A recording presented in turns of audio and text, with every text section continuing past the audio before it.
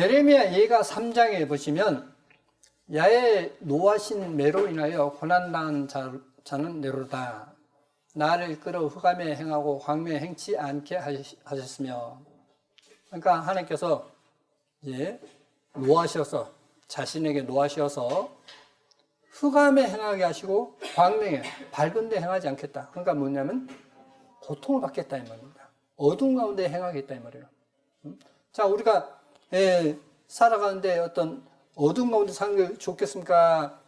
밝은 데 사는 게 좋겠습니까? 당연히 밝은 데 사는 게 좋겠지 않습니까? 근데 왜 나에게는 이렇게 맨날 고통이 따르지? 그 말이에요, 지금. 그래서 흑암에 행하게 하시고 종일토록 손을 돌이켜 자주 나를 치시도다. 그러니까 하나님께서 자꾸 때린다 이 말이에요. 응? 왜 그러냐는 거예요. 왜 우리로 인간으로 하여금 이제 어떤 사람이 늙어가고 병들어가고 어떤 사업에 어떤 실패하고 어떤 어려운 일들 많지 않습니까? 그런 고민에 산다 이 말이에요. 사람들이 왜 이렇게 자주 이런저런 일이 많이 있게 하냐는 것입니다. 그래서 이제 어떤 분들은 사업이 잘 되다가도 이제 어떤 사업이 망하고 또 거기서 이제 병을 얻어서 있던 재산도 다 까먹고 이제 마지막에 빈털터로 이제 죽는 사람이 많지 않습니까? 지금 그런 이야기를 하고 있어요. 그런 이야기를 하시는데 왜 이렇게 하시느냐 하는 겁니다. 내 심령에 이르기를 야훼는 나의 기업이시니 그러면 내가 저를 바라리라 하도다. 자, 내 심령에 이르기를 야훼는 나의 기업이다. 그러니까 우리가 어떤 만약에 사업을 한다면 그 사업장이 누구냐? 사업장이 뭐냐? 바로 나의 하나님이다 하는 것입니다. 그걸 잊지 않고 지금 바란다는 것입니다. 그러니까 하나님께 어떤 은혜를 바란다는 것입니다. 무릇 기다리는 자에게나 구하는 영혼에게 야훼께서 선을 베푸시는도다. 자, 어떤 어려움이 있어도 하나님께 도움을 주실 것이다라고 기다리는 자. 두 번째, 기다리는 자에게나 구하는 영혼에게, 그러니까 하나님께 구한다 이 말이에요. 그러니까 하나님께 기도한단 말입니다. 구하는 영혼에게 야훼께서 선을 베푸신도다 했습니다. 하나님께서는 그런 사람에게 선을 베푸신다. 그러니까 하나님께서 어떤 하나님의 뜻대로 해주십시오 라고 기다리는 사람이나 어떤 다급하니까 이제 하나님께 막 구하는 사람이나 그런 사람에게 하나님은 선을 베푸신다 했습니다. 사람이 야훼의 구원을 바라고 잠잠히 기다림이 좋도다. 그러니까 하나님의 구원을 바라고 잠잠히 하나님의 구원을 기다리는 자가 복이 있다 했습니다. 좋도다. 사람이 젊었을 때에 멍에를 매는 것이 좋으니, 그러니까 젊었을 때 나이 들어서 멍에 매면 고통이죠. 젊어서 고통은 사소도 하나 있지 않습니까? 그래서 젊었을 때 어떤 그런 고통은 이제 좋다 했습니다. 혼자 앉아서 잠잠할 것은 주께서 그것을 메우셨음이니라. 자, 하나님께서 그 멍에를, 그 고통을 하나님께서 메우셨다 했습니다. 왜 내게 이렇게 고통이 있지? 근데 그것은 실은 하나님이 메우셨다 했습니다. 여러분 이제 잘 아시다시피 제가 이제 2번 쓰러졌지 않습니까? 쓰러졌는데 저는 정말 하나님께서 내게 이런 은혜를 베풀기 위해서 나를 선한 길로 인도하기 위해서 내게 이런 고통을 주셨다는 걸 저는 알아요. 저는 그래서 감사드립니다. 만약 고통을 주지 않았다면 제가 자꾸 빗나갔겠죠. 그래서 그 빗나가는 것을 막기 위해서 하나님께서는 고통을 주신다는 겁니다. 그것을 메우셨다 했습니다. 입을 티끌에 댈지어다 혹시 소망이 있을지로다. 입을 티끌에 대야 했습니다. 그러면 티끌을 대하면 땅바닥에 엎드려져야 되겠지 않습니까? 그러니까 하나님 앞에 납작 엎드려지라 이 뜻이에요. 입을 티끌에 대면 좋다. 그러니까 이제 뱀이 이 흙을 이제 먼지를 말아 올린다 했지 않습니까? 그런 마음으로 낮은 마음으로 그러니까 먹을 것 없이 그냥 흙을 먹는 그런 심정으로 하나님께 그런 자세로 있는 건 좋다라고 했습니다. 때리는 자에게 뺨을 향하여 수욕으로 배불지어다. 뜨린 자가 있으면 땀을 그곳을 해서 그 수욕을 배부른 것 좋다 했습니다. 그러니까 뭐냐면 어떤 조롱을 당하도 그것으로 그냥 배를 채우라. 제가 비록 근심케 하시나, 자, 하나님께서 근심케 하신다 했습니다. 그 풍부한 자비로 긍휼히 여기실 것임이라. 하나님의 그 풍부한 자비로 긍휼히 불쌍해서 도우실 것이다 했습니다.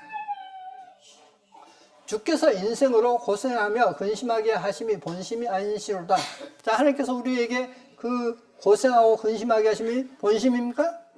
본심이 아니다 이 말이에요. 자, 보십시오. 이제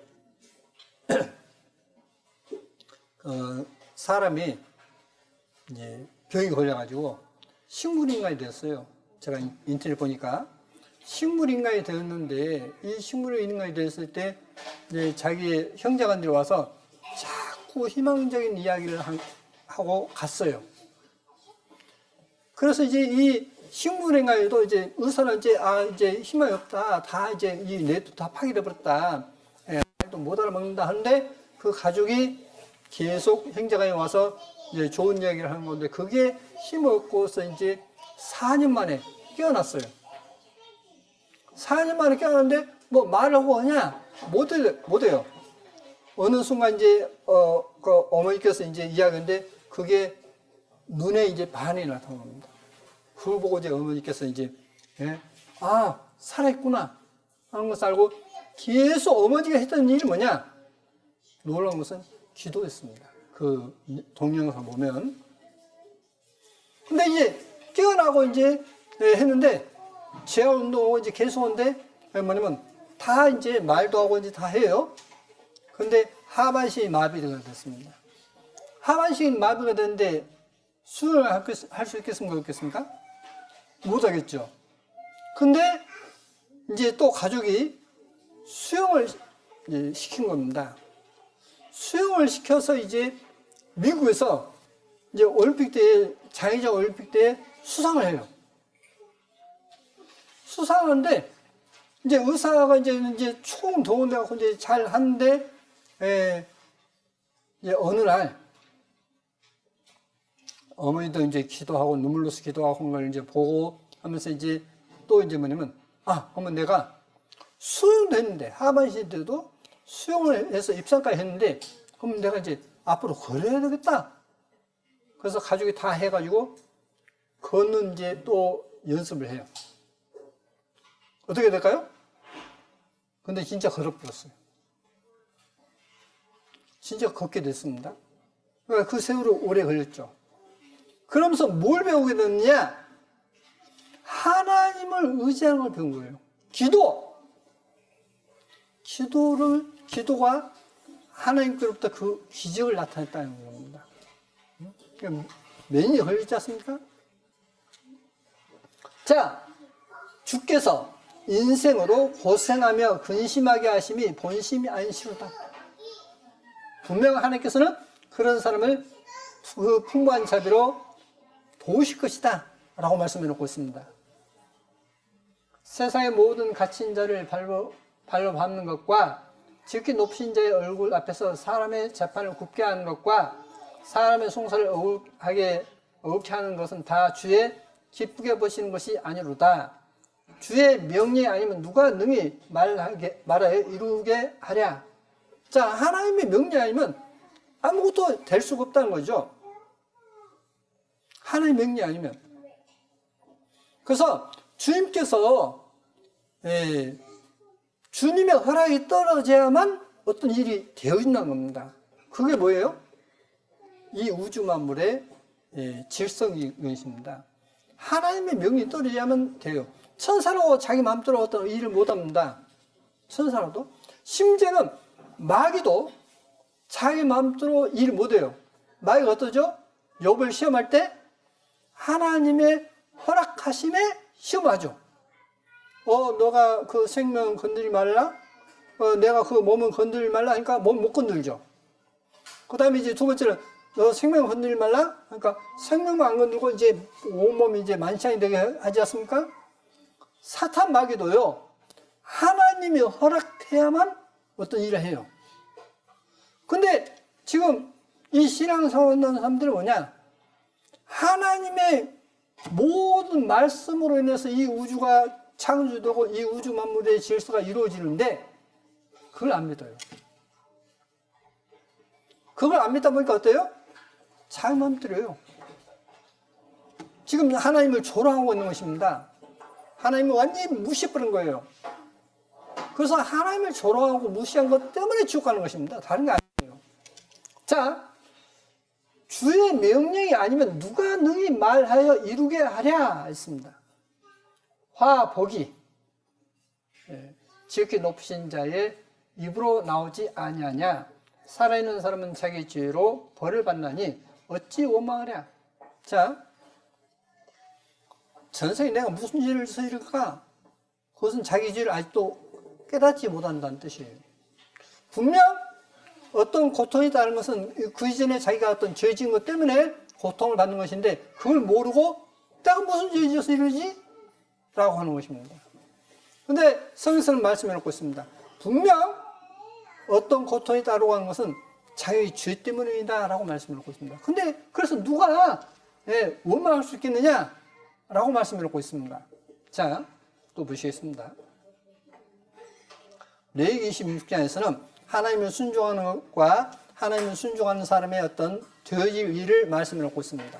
자, 그런데 이제 하나님께 불순종할 때에 그러나 너희가 내게 청종치 아니하여 이 모든 명령을 준행치 아니하며 나의 규례를 멸시하며 나의 마음에 나의 법도를 싫어하여 나의 모든 계명을 준행치 아니하며 나의 언약을 배반할진대. 자, 하나님의 말씀을 거역한다는 겁니다. 하나님의 말씀을 순종하기를 싫어하고 자기 마음대로 살기를 원한다 이 말입니다. 너희가 이같이 될지라도 이제 자 하나님께 자꾸 제한을 내리십니다. 근데도 이제 돌이키지 않는다 이 말이에요. 중간에 뺐습니다. 그래서 내가 이같이 될지라도, 그러니까 재앙을 받을지라도 내게 청종치 아니하고 내게 대항할진데 내가 너희 성으로 황폐케 하고 너희 성소들로 황량케 할 것이요 너희의 향기로운 향을 흠명치 아니하고 내가 너희를 열방 중에 흩을 것이요 내가 칼을 빼어 너희를 따르게 하리니 너희 땅이 황무하며 너희 성이 황폐하리라. 자, 보십시오. 하나님 말씀을 불순종하니까 그곳은 하나님께 제사 있는 것도 하나님이 싫어하시고 결국 그 예루살렘 성읍과 예루살렘의 성전을 완전히 파괴시킵니다 했습니다.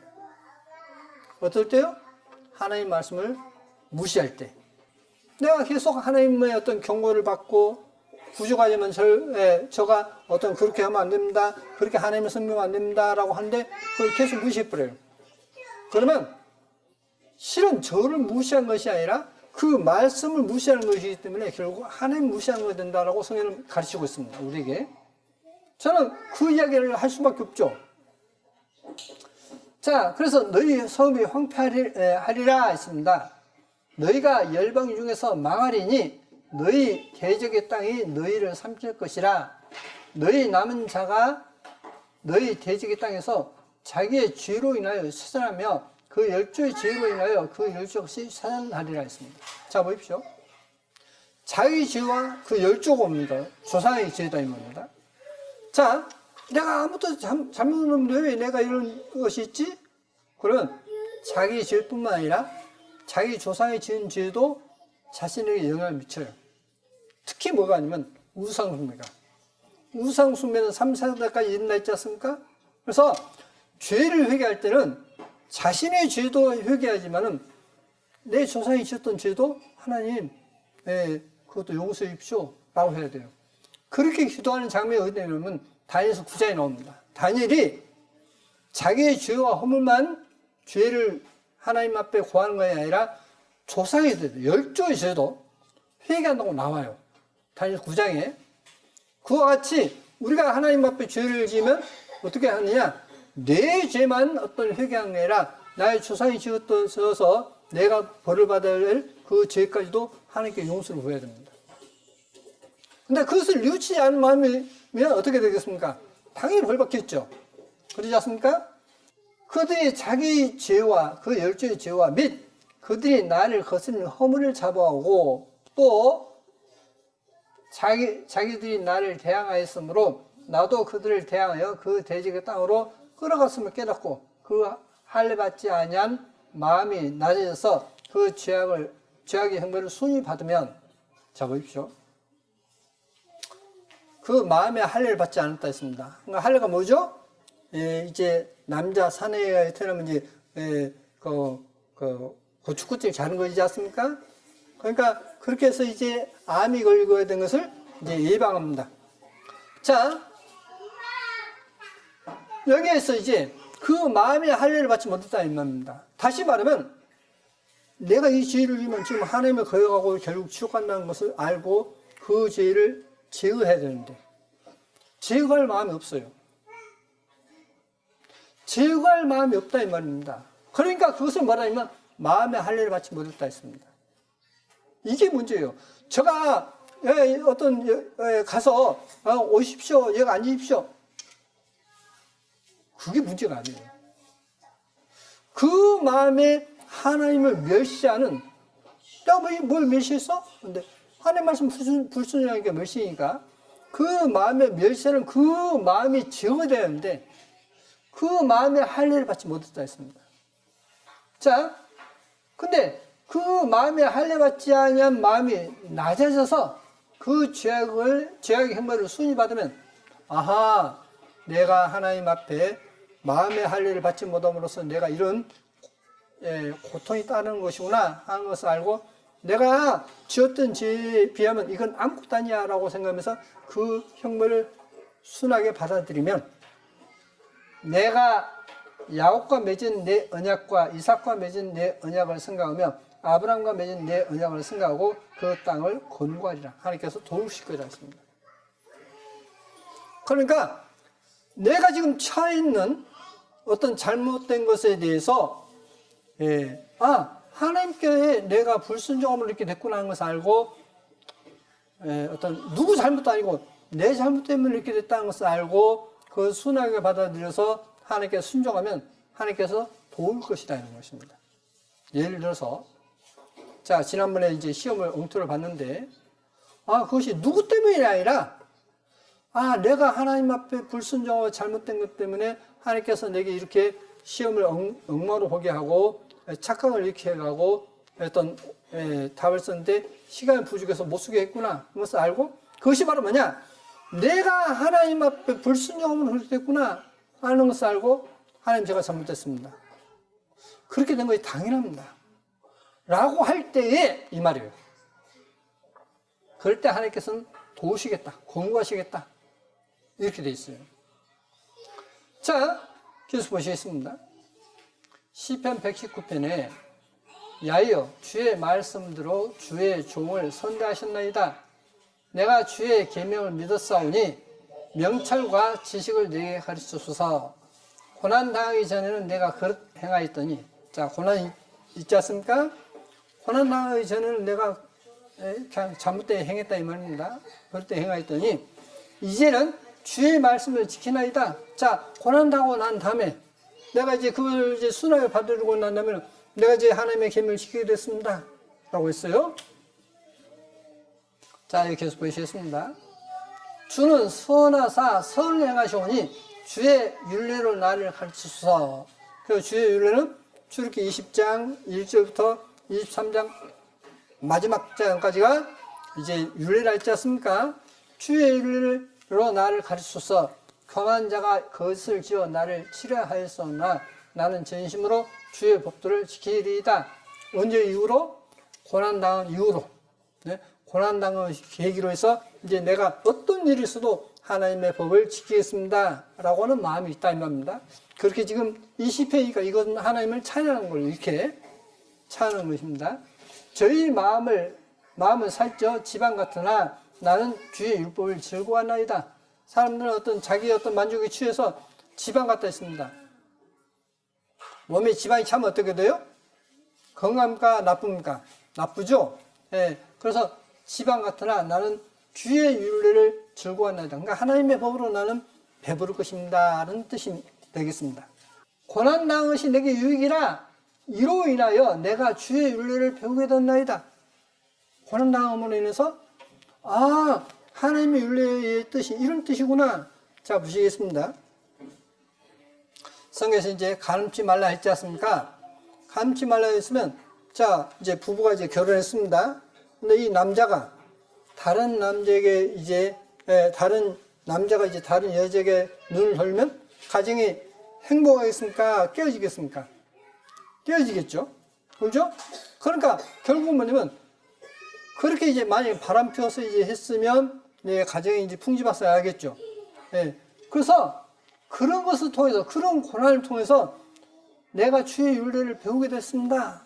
그러니까, 아, 과연 하나님의 율법은 진리입니다. 하는 것을 고백하는 것입니다. 주의 입의 율법이 내게는 천천 금은보다 승하니이다. 뭐가요? 주의 입의 율법이. 율법이라는 뜻이 뭐죠? 율법? 율법을 이제 히브리어로 토라라고 합니다. 토라. 예, 이제 그러니까 영어로 해서 법. 그 법이 히브리어로 이제 대략 4가지가 있어요. 4가지가 있는데 이 율법 토라는 무슨 뜻이냐면 가르침이라는 뜻이에요. 가르침. 그러니까 이걸 그냥 그대로 이제 의역을 한다면, 본래 뜻대로 이제 직역을 한다면 주의 입에 가르침이 이 뜻이에요. 율법이라는 것은 가르침이라는 뜻이에요. 토라라는 뜻이. 자, 주의 입에 율법이 내게는 천천 금은보다 승한지이다. 자, 그 사람은 어떤 금은보다도 하나님의 율법이 더 귀하다. 가르침이 더 귀하다는 뜻이지 않습니까? 그걸 언제 알게 됐다고요? 고난당함으로 인해서. 내가 그릇 행해서 고난당함으로 인해서 그걸 이제 배우게 됐습니다. 그래서 내가 이제 그 율법은 내게 금은보다 훨씬 낫습니다. 하는 것입니다. 주의 손이 나를 만들었고 세우셨사오니 나로 깨닫게 하사 주의 계명을 배우게 하소서. 주를 경외하는 자가 나를 보고 기뻐할 것은 내가 주의 말씀을 바라는 영혼이다.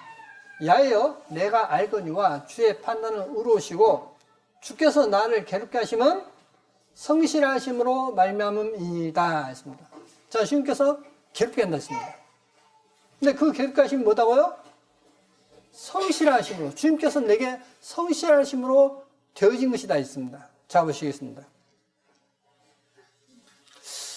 여러분이 부모에게 매를 맞아본 적 있습니까? 없습니까? 뭔지 있어요? 없어요? 있죠. 그러면 어렸을 적에 매를 맞으면 그 매 맞는 게 기분이 좋아요? 나빠요? 안 좋죠. 근데 왜 매를 때렸을까요?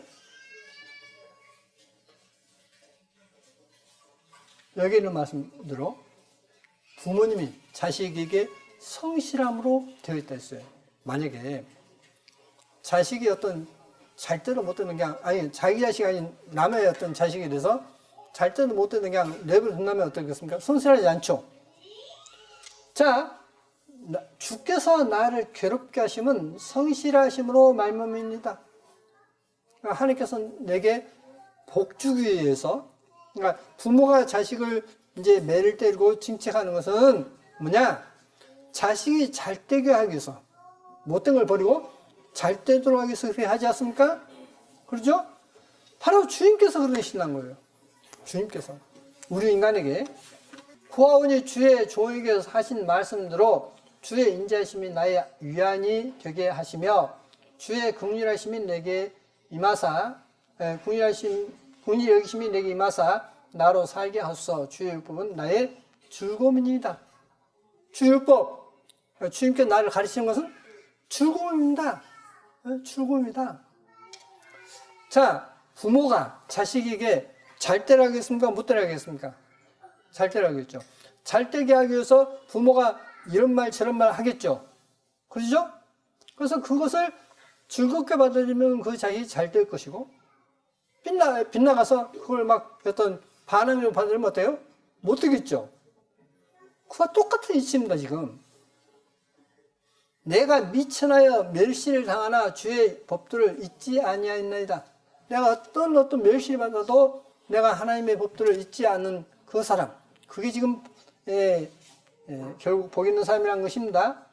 주의 의는 영원한 의요, 주의 율법은 진리로소이다. 그래서 주의 율법, 주님의 가르침은 진리다 라고 말씀을 하고 있습니다.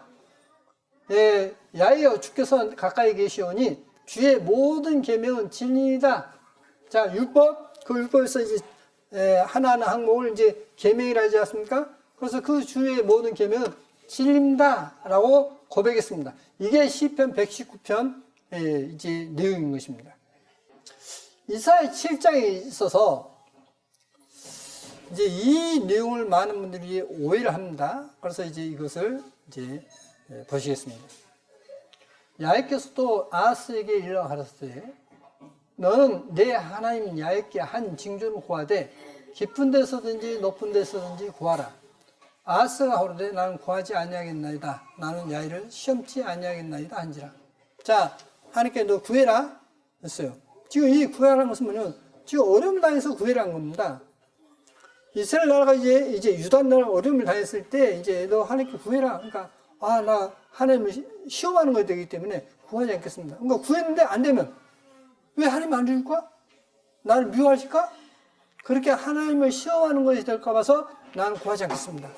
그러니까 이것은 자세는 올바른 자세예요. 바른 자세입니다. 이사야가 하루되 다윗의 집이여 청컨대 들을지어다 너희가 사람을 괴롭게 하고 그것을 작은 일로 여겨서 또 나의 하나님을 괴로우시게 하려느냐? 그러므로 주께서 친히 징조로 너희에게 주실 것이라. 보라, 처녀가 잉태하여 아들을 낳을 것이요 그 이름을 임마누엘 하리라 했습니다. 자, 주께서 친히 징조로 너희에게 주실 것이라 했습니다. 하나님께서 친히 징조로 너희에게 주실 것이다. 그건 무슨 뜻이죠? 여기 친히가 무슨 뜻이죠? 친히? 그러니까 하나님께서 친히 몸소, 네? 하나님께서 몸소 징조를 너희에게 주실 것이라 했습니다. 그 징조가 뭐냐?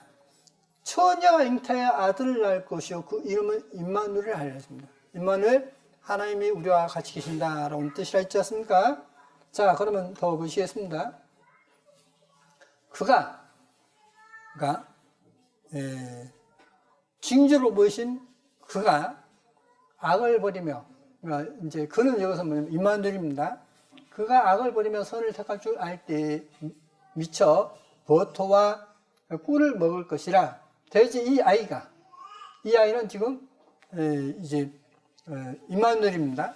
이 아이가 악을 버리며 선을 택할 줄 알기 전에, 그러니까 그리스도께서 오기 전에 너의 미워하는 두 왕의 땅이 패한바 되리라 했습니다. 두 왕의 땅이 패할 것이다. 네. 그래서 이제 아람 왕과 이제 이스라엘이 패해질 것이다 하는 뜻입니다. 자, 여기 보십시오. 그러면 여기 보시면 주께서 친히 징조로 너에게 주실 것이라 했습니다. 여기 친히가 뭐죠? 힘셀프예요. 그러니까 주님이 자기 자신을 쉽게 표현하면 주님께서 자기 자신을 너에게 주실 것이다. 뭘로? 징조로서 처녀가 아이를 낳으면 그분이 바로 임마누엘이다. 그러니까 주님께서 자신을 우리말로 표현하면 그렇게 표현해요. 쉽게 표현하면 지금 이제 쉽게 표현하면 주님께서 자신을 그러면 주님은 누구죠? 야훼 하나님이시죠. 야훼 하나님이 자신을 주실 것이다. 너희에게 주실 것이다. 뭘로? 희생제물로. 그러니까 임마누엘은 누구란 말이죠? 하나님 자신이에요. 아니 이 쉬운 내용을 왜 사람들은 못 풀죠? 왜 부정하죠? 임마누엘이 바로 야훼 하나님이라는 걸 왜 부정하죠? 자, 그러면 여기 이제 두 왕이 이제 아기가 나타나기 전에 두 왕이 패한받을 것이다 했습니다. 그러면 1절부터 보시면 우시아의 손자요 요담의 아들인 유다 왕 아하스 때, 유다 왕 아하스입니다. 아까 아하스에게 징조를 구하라 했는데 아람 왕 르신과 르말라의 아들 이스라엘 왕 베가가 올라와서 예루살렘을 쳤으나 능히 이기지 못하니라. 혹이 다윗의 집에 거르되 아람이 에브라임과 동맹하였다 하였으므로 왕의 마음과 그 백성의 마음이 살림의 바람에 흔들림같이 흔들렸더라. 자, 아람 왕 르신과 이스라엘 왕 베가가 이제 이 유다를 치러 왔어요. 그러니까 이 두 왕이 패해서 그 땅이 이제 쓰지 못할 때에, 그러고 난 다음에, 그러니까 그게 어떤 패하기 전에는 아기가 오지 않을 것이다, 이 말이면은 메시아가 오지 않을 것이라는 거예요. 이 쉬운 내용을 사람들은 엉터리로 푸는 사람들이 많습니다. 엉터리로. 그래서 제가 이걸 그래서 또 올렸습니다. 예. 저는 그래서 저도 이제 별로 배운 것도 없고 아는 것도 부족하지만은 저는 이제 정말 공부해야 된다고 봅니다. 그래서 저는 달리 어떤 게 아니라 하나님의 진리를 잘 이해하기 위해서 공부를 해야 돼요. 그래서 이제 하진이가 영어에서 이제 전라북도에서 이제 1등 났다 해서 잘했다라고 합니다. 근데 그것을 하진이 자신을 위해서만 쓰려고 마음먹으면 안 돼요. 그걸 통해서 그런 실력을 쌓아서 하나님께 영광 돌리고 이웃을 사랑하는데 그 실력을 써먹어야 돼요. 응? 이웃을 봉사하는데 써먹어야만 그거에 진짜 하나님께 주신 목적을 이루는 것이지, 자신만을 위해 쓴다면 그건 자른 것이 아닌 것입니다. 그러니까 저는 우리 자녀들에게 잘 가르쳐야 할 의무가 있다. 부모로서 잘 가르쳐야 할 의무가 있다. 왜? 실제요, 좀 배운 사람들은 금방 몇 가지만 설명해도 쫙 알아먹습니다. 근데 배운 것이 좀 짧은 사람은 일일이 사진 다 들먹거리고 문법 들먹거리고 해서 큰 첨을 설명하면 이해할뚱말뚱해요. 제가 이제 좀 배운 사람들 만나보면 금방 한두 마디 하면 그럼 문법도 있지요, 그런 뜻도 있습니다 하면서 금방 알아먹어요. 그래서 성경을 잘 이해하기 위해서는 반드시 공부도 잘해야 한다. 저는 그런 생각을 갖고 있습니다. 자, 마태복음 1장에 이제 이런 말씀이 있습니다. 예수와 그리스도의 나심은 일 아니라 그 모친 마리아가 요셉과 결혼하고 동거하기 전에 성령으로 잉태하는 것이 나타났더니 그 남편 요셉은 의로운 사람이라 저를 드러내지 않냐고 가만히 끊고자 하여 이 일을 생각할 때에 주의 사자가 현몽에 걸을 때 다윗의 자손 요셉아, 내 아내 마리아의 대륙을 무서워 말라. 저에게 잉태된 자는 성령으로 된 것이라. 아들을 낳으려니 이름을 예수아라 하라. 이런, 자, 예수아의 뜻은 뭐냐면, 잘 말씀드렸죠? 예수아 뜻이에요? 야훼께서 구원하신다는 뜻이라 했죠. 그러죠? 히브리어 예수아는 야훼는 구원이시다. 이게 히브리어 뜻입니다. 자, 예수아를 하라. 이는 예수아가 자기 백성을, 이 온 인류를 자기 백성이라고 그래요. 아버지 백성이라 하지 않고 자기 백성을 저희 주에서 구원할 자이심이라 하니라. 자, 이 자기 백성을 구원하신 분이 누구냐? 예수아다. 그러니까 예수아가 누구란 말이에요? 하나님의 뜻이죠. 야훼라는 뜻이지 않습니까? 이게 마태복음 1장 21절에 나오는데도 사람들은 부정하고 엉뚱없는 이야기를 하는 것입니다. 이 모든 일이 된 것은 주께서 선자로 하신 말씀을 이루려 하심이 가랐을 때 보라, 처녀가 잉태할 것이요 잉태의 아들을 낳을 것이요 그 이름은 임마누엘 하리라 하였으니 이를 번역한즉 하나님이 우리와 함께 계시다 함이라. 자, 아까 처녀가 아들을 낳을 것이라 했지 않습니까? 이사야에 써서 그것은 하나님이 우리와 함께 계시다 이 뜻이라 했습니다. 그러면 하나님께서 우리 인간에 이렇게 딱 와 계시지 않는데 계신다라고 할 수 있겠습니까? 그분이 하나님 아닌데? 그러니까 임마누엘은 그러면 하나님이시다 이 말이에요. 그분이 하나님으로서 우리 인간과 함께 있는 분이다 이 뜻이라 했습니다. 그러므로 예수아를 가르쳐서 임마누엘을 했기 때문에 예수아는 누구다고요? 하나님이시다 이 뜻입니다. 지금 자, 그래서 이사야 9장 6절에 이런 한 아이가 우리에게 낳고 한 아들을 우리에게 주시마 되었는데 그 어깨는 정선을 메었고 그 이름은 기묘자라 모사라 전능하신 하나님이라 영존하시는 아버지라 평강의 왕이라 할 것임이라. 자, 한 아들은 예수아이시죠. 그건 누구시다고요? 영존하시는 아버지라 했습니다. 어제나 오늘 영원토록 아버지시라 했지 않습니까? 그래서 그분이 이제 임마누엘이라 했습니다. 다니엘서 9장에 내 백성과 내 거룩한 성을 위하여 71일로 기한을 정하였나니 허물이 마치며 죄가 끝나며 죄악이 영속되며 영원한 의가 드러나며 이상과 예언이 응하며 또 지극히 거룩한 자가 기름 부음 받으리라. 자, 지극히 거룩한 자는 분명 야훼 하나님이시지 않습니까? 왜 제가 이 내용을 반복해서 이야기하냐면 그렇게 듣고도 또 엉뚱한 이야기를 하는 분들이 계시기 때문에 하는 겁니다. 자, 그럼 너는 깨달아 할지니라. 예루살렘에서 중건하는 영이 날 때부터 메시아, 우리말에는 기름 부음 받은 자, 곧 왕이 일어나기까지 7일과 60일이 지날 것이요. 예, 또 26절에 62일 후에 메시아, 기름 부음 받은 자가 끊어져 없을 것이며 라고 되어 있습니다. 그런데 킹제임스 성경에는 이렇게 되어 있습니다. 24절에 있어서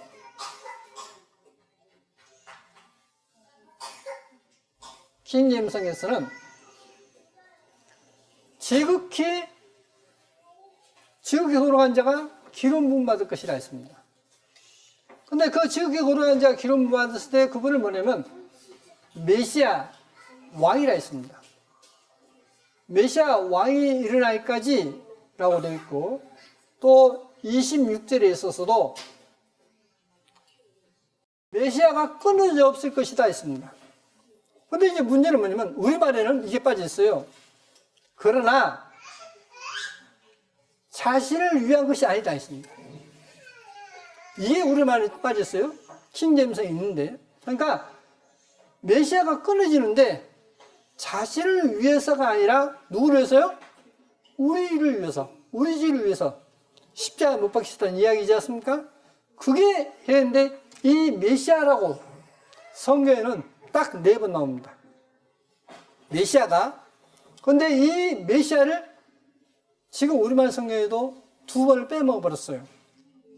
이 이사야 9장 25, 26절에서 다니엘서 9장 25, 26절에서 지극히 거룩한 자가 기름 부음 받으리라 했습니다. 그래서 여기 보시면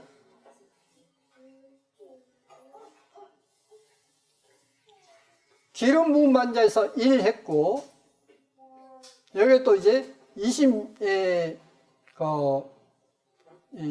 6절에도 기름 부음 받은 자에서 1 했습니다. 근데 이 1을 보시면 밑에 1에서 메시아가 라고 되어 있습니다. 자, 그러니까 우리말 성경에는 이제 본래 진리에서 반쯤 가렸어요. 반쯤. 네, 그런데 지금 NIV 성경 있죠? NIV 성경? NIV 성경? NIV 성경에 이렇게 되어 있습니다. NIV 성경에 뭐라고 되어 있냐면 여기 보시면 다니엘서 이제 여기서부터 10장이니까 여기 이제 9장이죠. 지극히 거룩한 자가 기름 부음 받는다 했습니다. 그런데 여기 보시면 기름 부음 받는 자라고 되어 있고 25절이 또 26절에도 지금 여기서부터 26절이니까 기름 부음 받는 자라고 되어 있습니다. 다시 말하면 메시아가 없어요. 성경에 이제 지극히 거룩하신 분은 하나님이시지 않습니까? 그 하나님께서 기름 부음 받을 것이다. 야훼 하나님께서 기름 부음 받을 것이다 하는 내용을 빼버린 것이 오늘날 NIV 성경입니다. 뉴 인터내셔널 버전이에요. 그러므로 이 뉴 인터내셔널 성경 보면 안 돼요. 자, 이제 이제 베드로전서에 보시면 주님은 뭐냐면 샛별이라고 했습니다. 샛별이 뜨기까지라고 되어 있는데 그 샛별이 이제 영어로 말하면 모닝스타라고 합니다. 모닝스타인데 놀랍게도 이제 이 이사야서에서 루시퍼를 지금 NIV 성경은 모닝스타로 나와버려요. 예수와를 모닝스타라고 지금 샛별이라고 이제 신약에 나오는데 그것을 구약에서는 이사야에서 루시퍼를 모닝스타로 바꿔버렸어요. 그러니까 예수와로. 그러면 예수와께서 죄짓고 쫓겨난 분입니까? 하늘에서? 아니지 않습니까? 그렇게 바꿔버린 것이 원래 현대판 성경이에요. 그러므로 이 NIV 성경 가지고는 도저히 하나님을 찾을 수가 없습니다. 메시아가 바로 야훼 하나님이라는 것을 부정하는 것입니다. 그러므로 저는 NIV 성경을 보기는 쉽지만 절대 보지 말라는 겁니다. 어려워도 신약 성경을 봐라 하는 것이 바로 그 때문인 것입니다. 자, 우리는 이런 시대에 살고 있는 거예요, 지금. 그러니까 우리는 어찌 보면 영적 싸움을 하고 있는 것입니다. 마귀들과 싸움을 하고 있는 거예요. 자, 요한복음 4장에 하나님은 우리말에는 지금 영이 신이 했는데 이 영이 성례로 제가 했습니다. 왜 그러냐? 스피릿이 대문자예요. 영킹 성경은. 그래서 하나님의 성령 신이 예배하는 자가 신령과 진정으로 예배할지니라. 여자가 하루되 메시아 곧 그리스도라 하는 이가 오실 줄 내가 아노니. 메시아는 누구다고요? 그리스도이죠. 예수와 그리스도 이 말은 예수와는 메시아가 아까 누구라 했습니까? 지극히 거룩하신 분이라 했지 않습니까? 그러니까 지극히 거룩하신 분은 야훼 하나님이시지 않습니까? 바로 예수와는 지극히 거룩하신 야훼 하나님이시라는 것을 끊어버리는 것이 온라인 성경인 것입니다. 자, 요한복음 4장에도 되어 있고 또 1장에도 되어 있습니다. 이제 9장에 가서는 로마서 9장에 가서는 주상도 저희 것이요 육신을 하면 그리스도가 저에게서 나셨으니 그리스도는 우리말은 그는 만물 위에 계셔 세세 영원히 찬양받으실 하나님이시니라. 아멘. 이렇게 되어 있습니다. 자, 분명 그리스도는 누구시냐? 만물 위에 계셔 세세 찬양받으실 하나님이시라 했습니다. 그러면 하나님께서 자신이 그리스도이시다라고 하는 내용이 하나님 자신이 그리스도인이라는 내용이 우리말 성경에 있습니까? 없습니까? 없어요. 근데 제가 이제 아침으로 이제 아침 예배를 가정에서 보는데 매일 아침 보는데 이제 보다가 딱 읽다 보니까 이게 그런 뜻이네? 우리말 성경 봐도 이제 원어를 이제 알다 보니까 원어가 어떻게 우리말로 번역되면서 그렇게 됐다는 걸 알기 때문에 여기 나왔네? 그래서 이제 원어 성경을 보고 사진 찍고 이제 그래서 자료를 이제 정리했습니다. 자, 그리스도는 누구냐? 만물 위에 계셔 세세 찬양을 받으실 하나님이시니라 했고 사도행전 3장 18절에 그러나 하나님이 모든 선지자의 입을 의탁하사 자기의 그리스도의 해 받으실 일을 미리 알게 하신 것을 이와 같이 이루셨느니라. 자기의 그리스도의 해 받으실 일 이해되십니까? 뭔지. 무슨 뜻이에요 이게? 자기의 그리스도의 해 받으실 일 이게 뭐예요? 좀 이해가 힘들죠? 그죠? 그래서 이제 이것을 한번 이렇게 원어성을 통해 보겠습니다. 자기의 그리스도에 했는데 여기 보시면 여기가 아우트가 있는 사본이 있고 이쪽에 아우트라는 사본이 두 가지입니다. 크게 두 가지예요. 자기의 선지자 이렇게 되어 있는 데도 있고 자기의 그리스도 이렇게 되어 있는 데도 있는 겁니다. 그런데 이 그리스도가 NA 해서 NG 하면 속격인데 그리스도에 하는데 NG이기 때문에 그리스도를 해야 돼요. 그런데 그리스도를 해서 해야 한다 하는데 이것을 AA 해서 능동태인데 과거 능동태인데 이걸 수동태를 바꾸려면 어떻게 돼요? 여기 이제 목적어가 주격으로 바뀌면 되죠. 그죠? 뭔지? 맞죠? 그러니까 이제 이것을 능동태인데 해를 받는다라고 수동태로 고치다 보니까 얘가 이제 주격이 돼요. 자기 그리스도께서 해 받으실 것이다. 이래 된 겁니다. 그죠? 그러면 이제 한번 이 아우토스가 저는 이제 계속 보여드렸지만은 또 모르신 분들 위해서 보여드립니다. 이것은 언제 것이냐면 이 18절이 지금 이것은 6세기형 성입니다. 6세기 사도행전이니까 이제 베자 코텍스입니다. 이 베자 코텍스에 뭐냐면 드 그리스도 에톤 아우투에서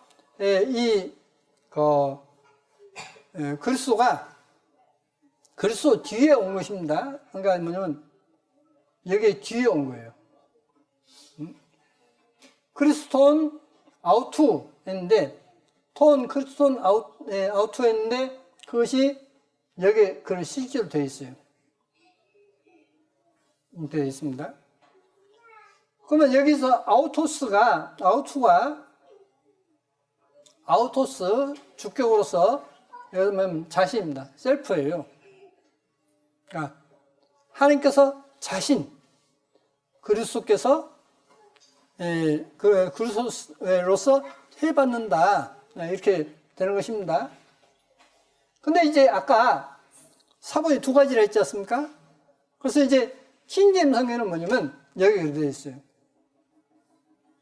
이 그리스도 앞에 히스가 있어야 하는데 히스가 그리스도 앞에 있는 게 아니라 이쪽에 선지자 앞에 있는 것입니다.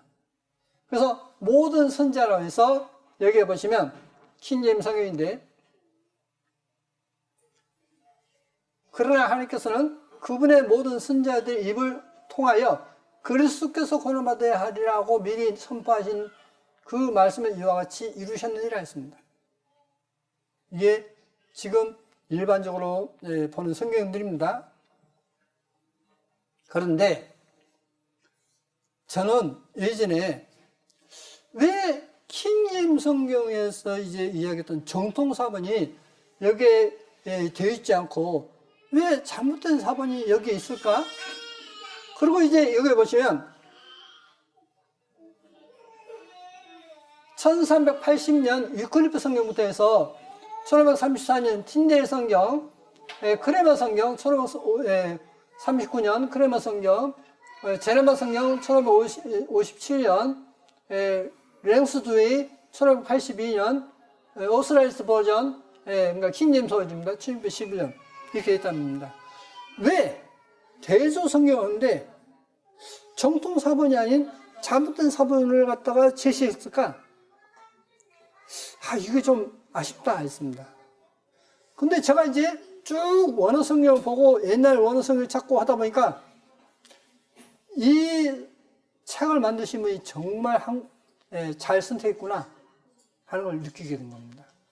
그러면 이분이 이제 여기에 이제 이렇게 그 헬라를 원어를 제시했는데 그럼 여기에 첫 번째 위클리프 성경을 보시겠습니다. 위클리프 성경을 보시면 여기에 지금 뭐라고 되냐면 사도행전 3장 7에서 19절까지 나와 있는데 여기에 가장 먼저 첫 번째 영어 성경인 이 성경에 보면 위클리프 성경을 보시면 여기에 of all에서 여기 히스가 들어가는 게 아니라 여기에 있어요. 그의 그리스도 is Christ라고 되어 있습니다. That is Christ 되어 있어요. 그러니까 옛날 철자는 이제 크라이스트가 지금 뭔가 다르죠. 그죠? 크라이스트가 달라요, 지금. 그런데 그 뒤에 이제 틴데일 성경에 있어서는 여기에 이제 선지 앞에 히스가 와버려요. 선지 앞에 히스가 와버립니다. 그리고 여기에 히스가 없어요. 그리스도 앞에 히스가 없습니다. 그러면 아주 잘못된 번역이다 했던 여기에 보시면 랭스 성경이 있습니다. 1682년 랭스 성경. 이 성경을 보시면 또 뭐라고 되어 있냐면 선지자 앞에 히스가 있는 게 아니라 그리스도 앞에 히스가 있어요. 그리스도 앞에 히스가 있어요. 그렇죠?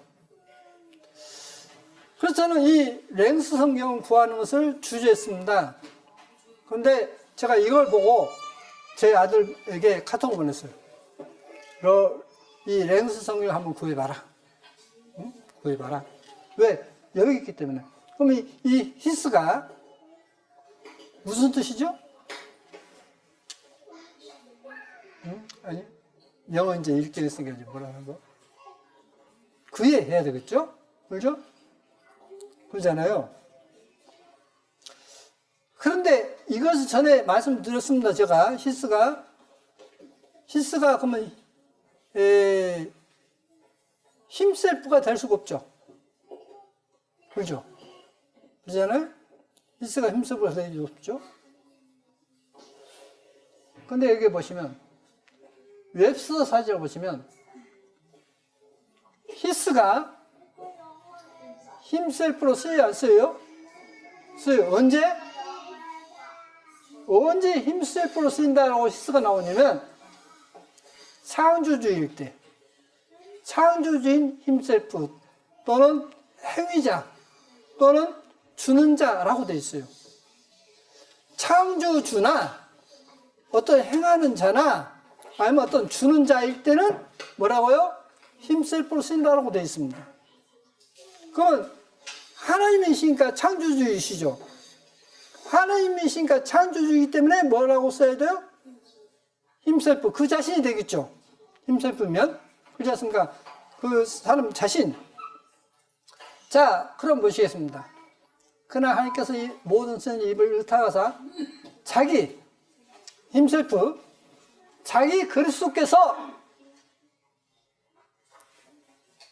능동태니까 수동태로 바꾸려면 뒤에가 죽게 되니까 자기, 그러니까 우리가 그냥 일반적으로 지금 표현하면 자신 그리스도께서, 여기서 자기는 누구죠? 하나님이시죠. 하나님. 그렇죠? 자, 다시 보십시오. 하나님께서 모든 선지자의 입을 읊타가사 자기는 지금 하나님이지 않습니까? 자기 그리스도께서 해 받으실 일을 미리 알게 하신 것을 누가 같이 이루셨는가?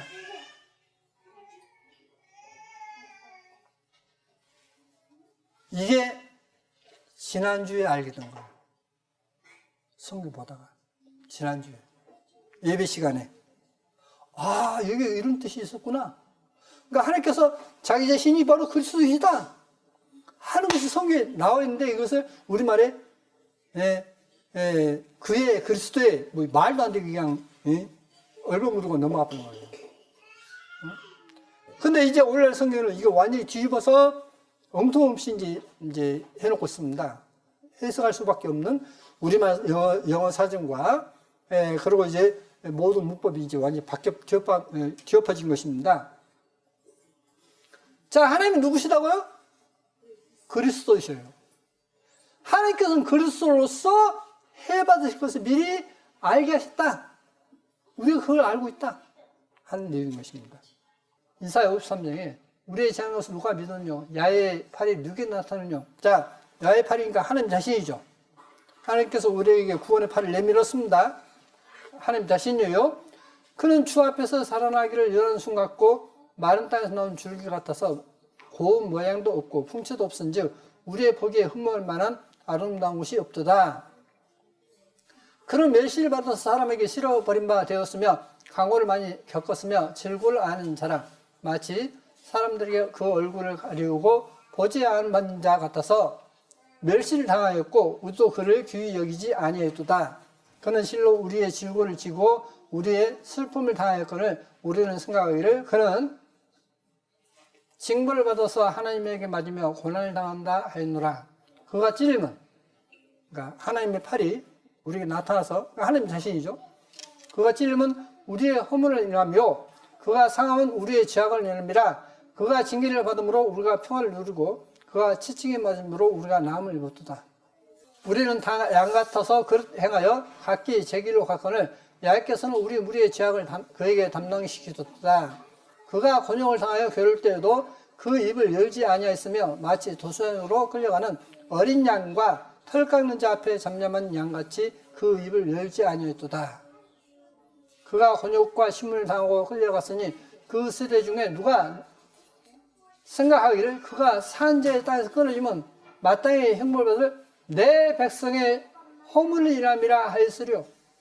우리 인간이 지은 죄 때문에 주님께서 고난받을 것이다 라고 누가 이야기했거느냐? 그걸 알지 못했다는 겁니다. 자, 주님께서 십자가에 못 박히실 때 우리 죄를 위해서 저분이 십자가에 못 박힌 거야 라고 했습니까? 저건 거짓 메시아라고 해서 죽여버렸어요. 십자가에 못 박았지 않습니까? 그러니까 그 당시에 아무도 몰랐다는 뜻이에요. 제자들도 모르고 다 도망가 버렸지 않습니까? 다 이제 고향으로 가버렸지 않습니까? 다 몰랐다고 되어 있습니다. 그가 누구냐? 우리 죄를 위해서 고난받으신데 그분은 여호와의 팔이다. 하나님 자신이다. 이 말입니다.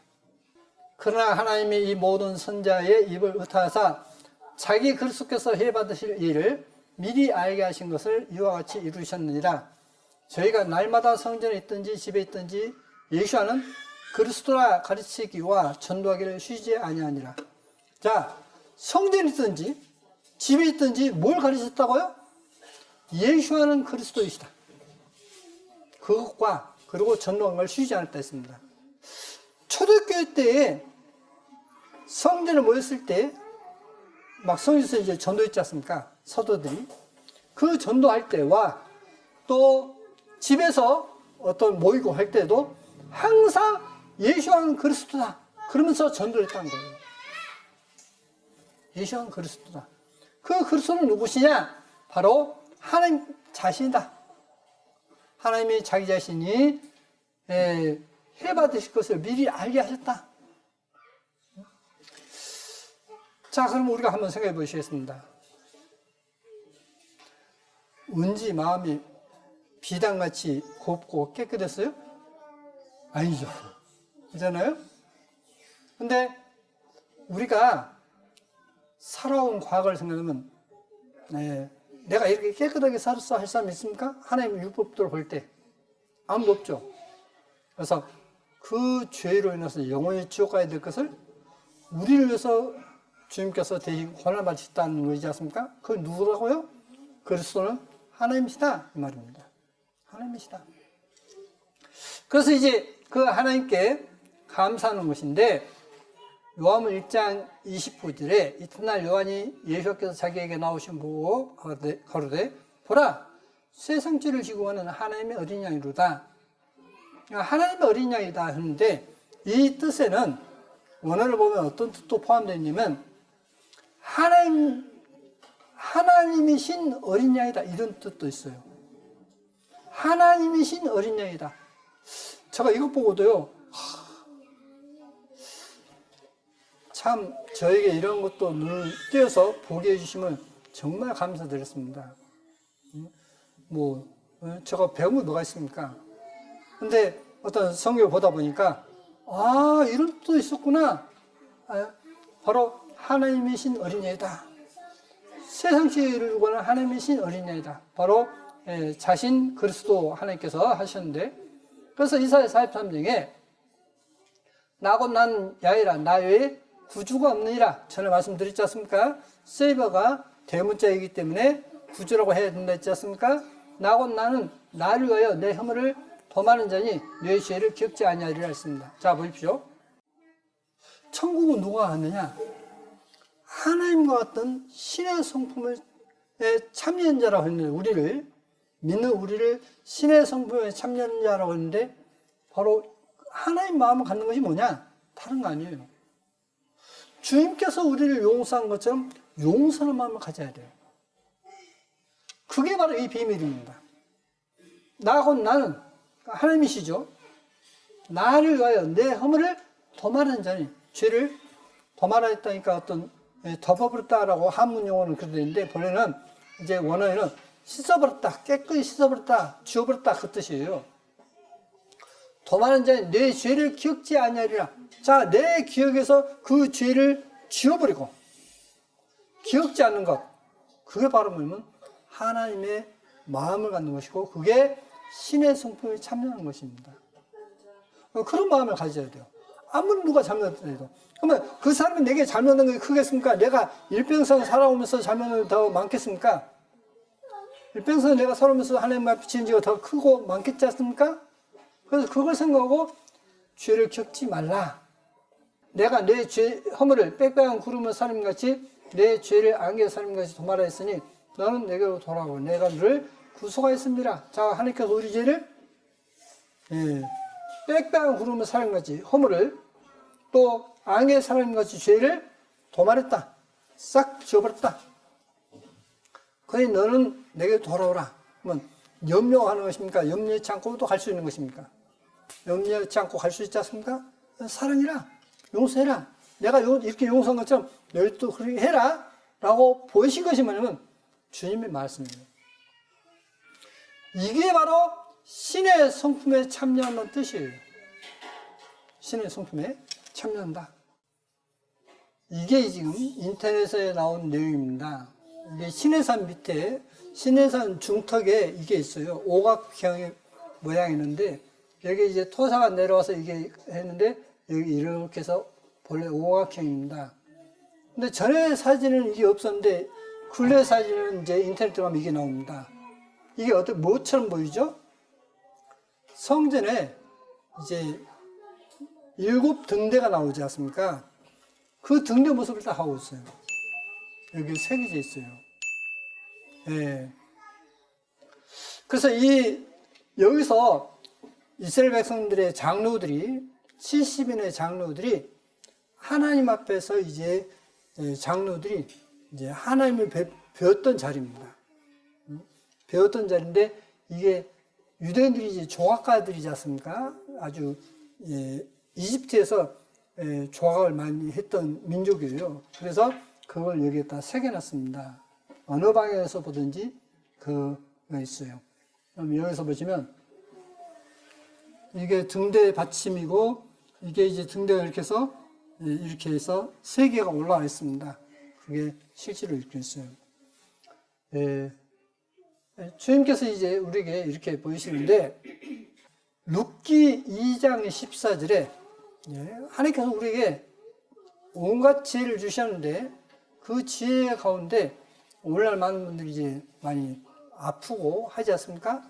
근데 이 모든 어떤 질병의 원인이 뭐냐면 결국 우리가 피가 이제 안 좋아지면 탁해지면 이제 질병이 오지 않습니까?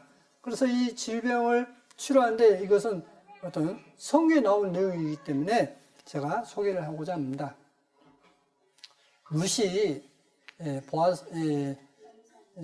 식사를 이제 하는데요. 식사할 때 보아스가 룻에게 이르되 이리로 와서 떡을 먹으며 내 떡 조각을 식초에 찍으라. 우리말은 지금 초에 쪼으라 했는데 식초이기 때문에 식초에 찍으라. 룻이 곡식 베는 자 곁에 앉으니 그가 볶은 곡식을 주매 룻이 배불리 먹고 남았더라 했습니다. 떡을 먹는데 뭘 먹냐면 식초에다 찍어 먹으라 했어요. 그래서 이제 유럽에 가면 실제로 이 떡을 빵을 줄 때 식초를 줘요. 찍어 먹거든요. 유럽 여행 갔다 오신 분들이 이제 이야기하고 또 소개된 내용이 그렇습니다. 그러면 빵에는 이제 우리 몸에 이제 해롭다고 많이 하죠. 또 혈관에 이제 이렇게 막 달라붙어서 안 좋다고 이야기합니다. 그러면 식초가 어떤 역할을 하는가 한번 보시겠습니다.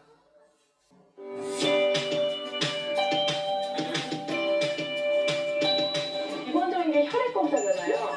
우리가 평상시에 섭취한 탄수화물, 단백질, 지방 이런 것들이 이제 쪼개져서 만들어진 대사산물이 혈액 속에 이제 적당한지 체크하는 건데 만약에 넘쳐나면은 혈액이 탁하면서 고혈당, 고지혈, 고혈압입니다 라고 진단을 받게 되는 거죠. 우리가 음식을 먹을 때 식초를 곁들여서 먹으면 식후에 혈당이 막 올라가는 시점에 식초가 혈액 속의 그 당분을 근육으로 밀어 넣어주기 때문에 식후 혈당을 낮춘다라고 합니다. 자, 성경이 뒤떨어진 책임과 아니면 정말 우리에게 지혜를 주는 것입니까? 지혜를 주는 거죠. 그러니까 식초는 사서 드지 마십시오. 집에서 담가 드셔야 돼요. 사는 것은 뭐가 들어가냐면 일반적으로 사서 먹는 것은 발효 과정을 이제 자연 발효 과정을 술로 만들어서 식초가 되는데 이 자연 발효이 없어요. 그래서 바로 이제 식초를 만드는 과정에서 그건 안 돼요. 여기서 이분도 하는 이야기가 두 번째가. 그러면 이제 식초를 우리가 직접 담아 먹는데 우리가 일반 식초를 담아서 판다는 것도 믿으면 안 됩니다. 왜냐? 저희 집에서도 해봤거든요. 저희 집에 아시다시피 이제 감 농사를 했지 않습니까? 그러면 잘못하면 이게 몽땅 그냥 이렇게 큰 통에서 했는데 잘못하면 썩어버려요, 이게. 그러니까 안 썩게 하기 위해서 일반 사람들은 뭘 쓰냐면 그것다 빙초산을 넣어버려요.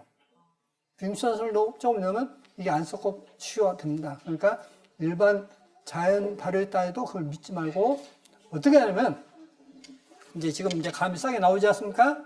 이 감을 사다가 이제 씻지 말고 항아리에 넣어요.